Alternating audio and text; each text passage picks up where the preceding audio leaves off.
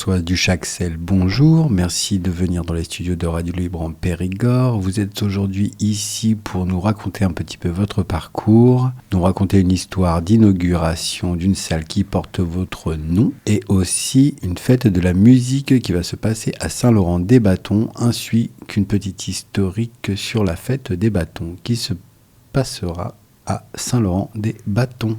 On vous écoute, Françoise. Merci à vous de m'accueillir.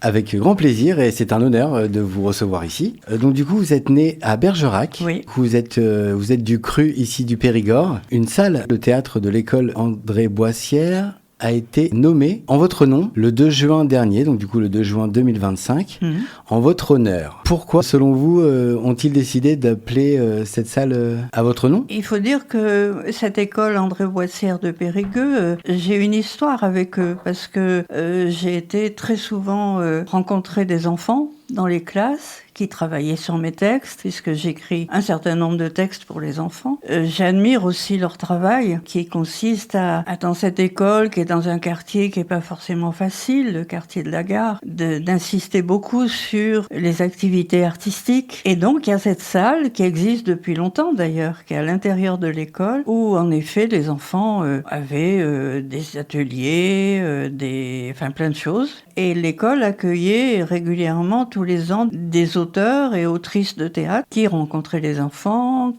travaillaient sur leurs textes, etc.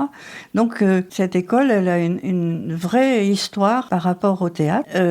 Et donc ça a été pas vraiment une surprise qu'on se rencontre, mais c'est vrai qu'on a eu un compagnonnage depuis au moins 10 ans, je dirais. Il se trouve que récemment, j'avais demandé à Marie Cherbéraud, qui est la directrice de l'école, si je pouvais rencontrer une classe de l'école par rapport à un texte que j'étais en train d'écrire et sur lequel j'avais besoin de l'aide des enfants parce que ce texte, il s'appelle l'anniversaire d'Anaïs et il se passe une après-midi d'anniversaire. Or, pour les enfants, l'anniversaire, c'est très important. Mais bon, vu mon âge, je ne savais plus comment ça se passait. J'avais envie de leur demander qu'est-ce que vous faites pendant un anniversaire, quelle musique écoutez-vous, à quoi vous jouez, etc. Donc, ils m'ont raconté plein de choses. Et ça m'a aidé à compléter ce texte de l'anniversaire d'Anaïs. Et du coup, l'instituteur de la classe que je rencontrais a souhaité que ses enfants le travaillent, ce texte, finalement, une fois qu'il a été fini d'écrire. Donc, voilà, ils sont en train, d'ailleurs, encore de travailler pour le présenter fin juin, je crois. Ils en ont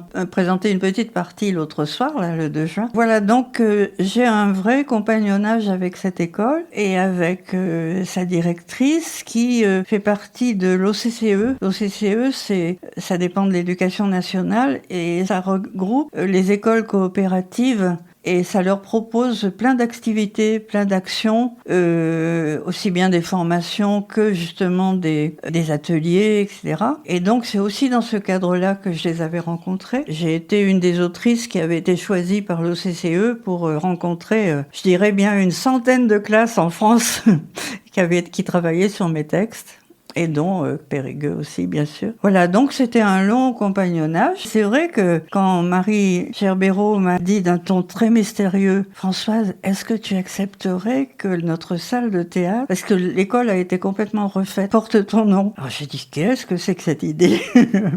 Mais finalement, j'ai dit, bien sûr, j'ai trouvé ça plutôt sympathique. Parce qu'il semblerait que du coup, votre domaine, ce soit le domaine du théâtre. Je n'écris que du théâtre, oui. D'accord, ok. Mais j'ai été, c'est pas l'écriture, ça suffit pas à vivre, à gagner sa vie. D'accord. Donc, j'ai travaillé dans beaucoup d'institutions culturelles importantes, des théâtres essentiellement, en région parisienne et puis en Bretagne aussi. Donc, j'étais des deux côtés de la barrière. J'étais à la fois dans l'administration des théâtres, je choisissais la programmation, et par ailleurs, j'écrivais. D'accord, ok. Donc du coup, vous avez écrit une trentaine de pièces de théâtre. Quand on dit une pièce, c'est un texte de théâtre, c'est la même chose ? Oui. D'accord, ok. Oui. Et pourquoi la jeunesse ? J'ai pas commencé par écrire pour la jeunesse. Mes premières pièces, c'était des textes pour des comédiens professionnels, adultes, on va dire. Et puis, un jour, un metteur en scène m'a demandé d'écrire un texte pour des adolescents. Et pour qu'ils le jouent. Voilà. Je savais pas du tout ce que j'allais écrire.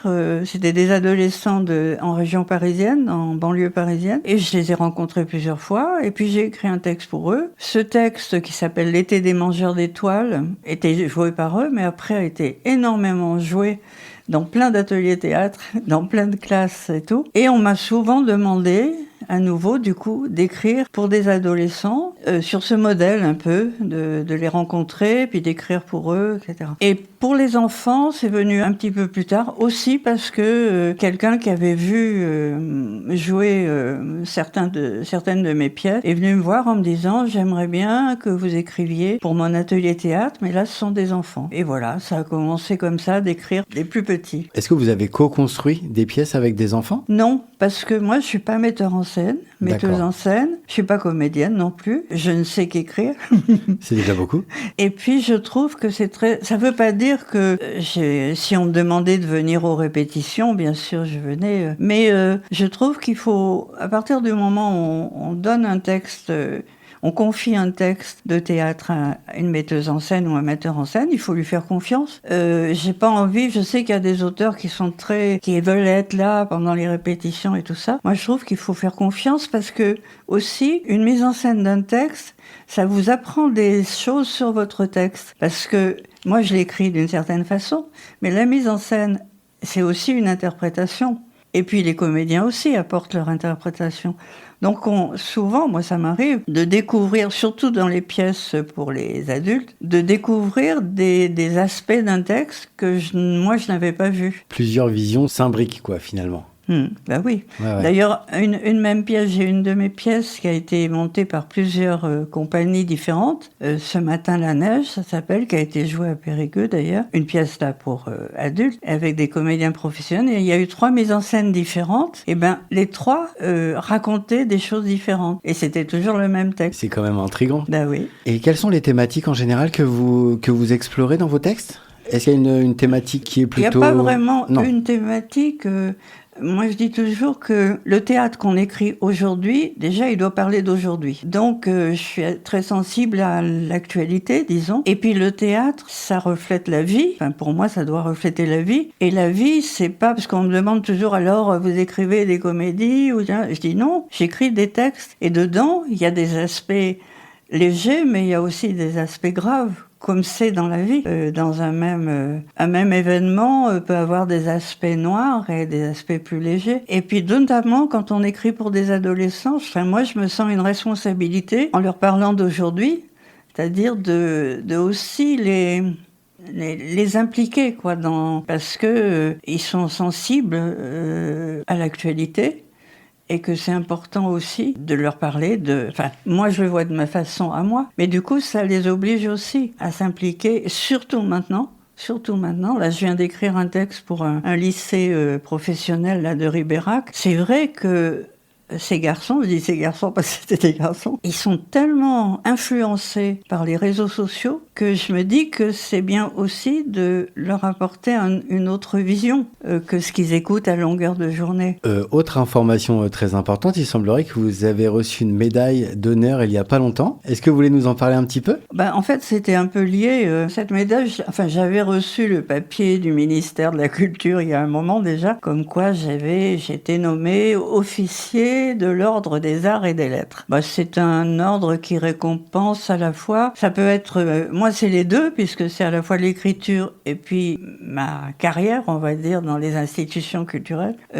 Voilà, ça récompense des gens qui ont eu une implication forte dans ces domaines, soit directement artistiques, soit dans l'organisation artistique, comme ça a été mon cas. Moi, il y avait les deux.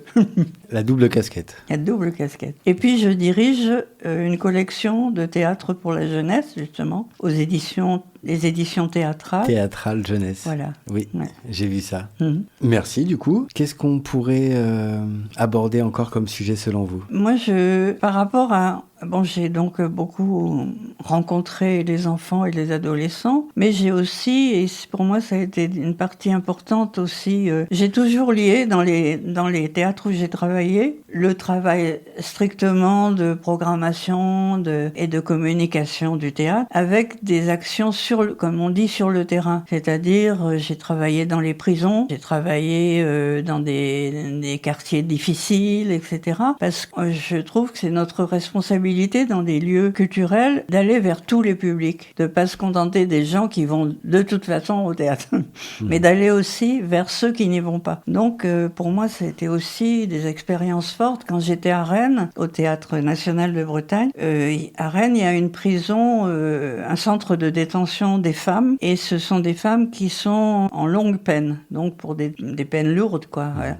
Et on a fait, avec le travail dans lequel je travaillais, pendant 4-5 ans, on a fait un boulot formidable dans cette prison, avec des ateliers, on y emmenait des spectacles, on faisait des lectures, enfin, etc. Et ça, c'est des expériences formidables, quoi, qui nous remettent un peu les pieds sur terre aussi. Parce que dans un lieu artistique, on peut s'enfermer un peu sur un projet artistique. Et pour moi, le projet artistique, il doit se nourrir aussi de la vie. Et la vie, elle est ça. Elle est aussi les côtés noirs de la vie. Ça, c'est des choses où j'ai travaillé avec les jeunes de la protection judiciaire de la jeunesse aussi, par exemple. Donc des jeunes en difficulté. Et ce sont toujours des aventures qui apportent beaucoup. Autant à vous, à mon avis, qu'aux jeunes ou aux dames détenues du centre de détention de Rennes, quoi. Ça a dû vraiment leur ouvrir un petit horizon, un petit peu de... Eux, ça leur apporte parce que ça les sort un peu de leur quotidien qui est très dur. Et puis, ça apporte à nous aussi de voir des côtés de la vie qu'on connaît pas forcément, qui existent fortement. Mmh. Vous êtes une personne engagée. Oui, on peut dire ça. Vous avez un lien avec les femmes solidaires aussi ? Oui. Est-ce que vous pouvez nous raconter un petit peu ? Justement, ça fait partie aussi des belles rencontres. Je fais partie de l'association Femmes Solidaires de Périgueux, de Dordogne, mais à Périgueux. Et c'est vrai que j'ai aussi beaucoup fait de choses avec elles, en essayant, toujours un peu de la même façon, d'apporter moi ce que je savais faire. C'est-à-dire quand on faisait des manifestations justement culturelles pour aider à choisir des spectacles, pour aller dans les lycées, parler des projets, emmener des autrices aussi dans les lycées, etc.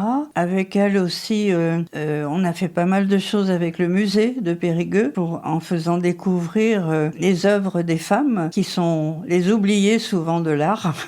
On est d'accord. Donc j'ai rencontré plein de femmes formidables et voilà, c'était aussi l'occasion de encore une autre façon d'agir.